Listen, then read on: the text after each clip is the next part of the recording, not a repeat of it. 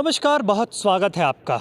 मध्य प्रदेश का विधानसभा का सत्र चल रहा है और हमारे साथ एक ऐसे व्यक्ति हैं जिनकी चर्चा इन दिनों मध्य प्रदेश में बहुत जोरों से है। दतिया से विधायक चुनकर आए राजेंद्र भारती जी, उनका स्वागत करूंगा। पहले तो बहुत स्वागत करूंगा मैं आपका भी इस अवसर पर हम भी वेलकम करना चाहेंगे और धन्यवाद देना चाहेंगे कि आपसे हमारा संवाद हो रहा है, तो आपके लिए धन्यवाद। राजेंद्र जी, एक सवाल, क्योंकि आप लोगों को भी बता दें कि राजेंद्र जी के जो ग्रैंडफादर थे, फादर थे वो विंध्य के पहले डिप्टी स्पीकर थे, यानी कि विंध्य से पुराना नाता रखते हैं राजेंद्र भारती जी। तो कैसे विंध्य को कैसे मानते हैं और कैसे याद करते हैं?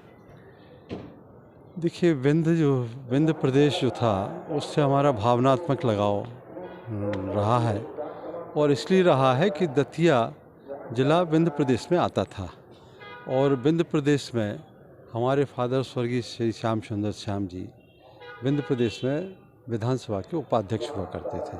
तो हमारा एक भावनात्मक लगाव विंध्य प्रदेश और रीवा से है। राजन जी, क्योंकि चर्चा इसलिए क्योंकि पूर्व गृह मंत्री नरोत्तम मिश्रा को आपने हराया।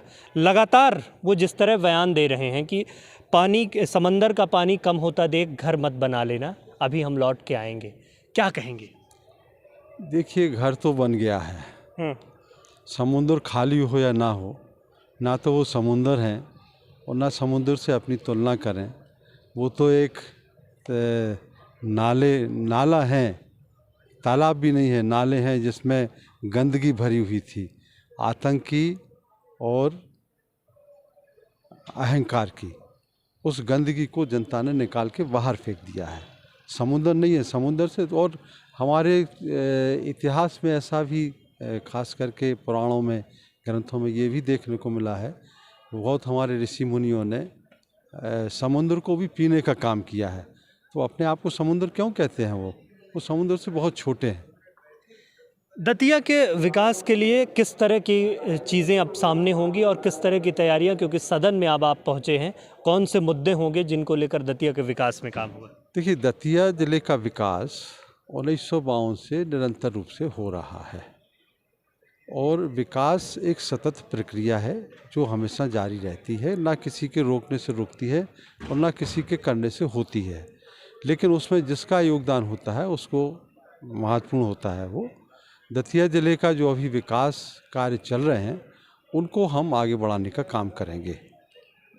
क्योंकि राजन जी, एक बड़ी चर्चा ये होती है कि आपने चुनाव जीता दतिया में। एक हमेशा जब से आप चुनाव जीत के आए, ये चर्चा है कि भारतीय जनता पार्टी का भी अंदरूनी सपोर्ट रहा आपको।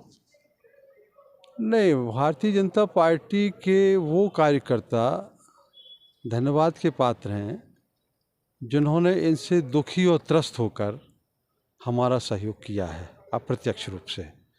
और इनके जो बड़े नेता हैं भारतीय जनता पार्टी की, जो स्टेट लीडरशिप है, वो ये इनके बड़बोलेपन से और इनके स्वभाव से, जिस तरह का इनका स्वभाव है, कार्यशैली है, कार्यप्रणाली है, उससे सभी भारतीय जनता पार्टी की स्टेट लीडरशिप भी दुखी थी और परेशान थी। तो वो भी किसी ना किसी तरह से इनको निपटाना चाहती थी, और वो भी खुश हैं। इनके हारने से कांग्रेस के सभी हमारे साथी बड़े नेता सब खुश हैं, और इनके हारने से इनके बीजेपी के बड़े नेता भी खुश हैं, और वो हमारी उनसे बातचीत होती रहती है और बातचीत चलती रहती है। सदन में पहुंचे, कैसा लगा? देखिए, सदन में हम तीसरी बार यहाँ आए हैं। जनता ने हमें तीसरी बार आशीर्वाद दिया है। इससे पहले हमारे स्वर्गीय पिताजी को 5 बार आशीर्वाद दिया। तो सदन में आकर जनता की बातों को रखने का मौका फिर से एक बहुत बड़ा मंच होता है सदन, और इस मंच का हम जनता के कल्याण के लिए, विकास की योजनाओं को लेके आवाज़ उठाते रहेंगे। जनता के लिए पहले हम सड़क पर आवाज़ उठाते थे, सड़क पर संघर्ष करते थे। अब सड़क से लेके हम हाउस तक, विधानसभा के मंच तक इस जनता की आवाज़ को उठाएंगे और जनता के लिए संघर्ष करेंगे। ठीक है, तो ये थे हमारे साथ राजेंद्र भारती जी। स्पष्ट तौर पर ये कहना है कि जनता के लिए हमेशा काम करते रहेंगे और आवाज़ उठाते रहेंगे। बहुत बहुत धन्यवाद।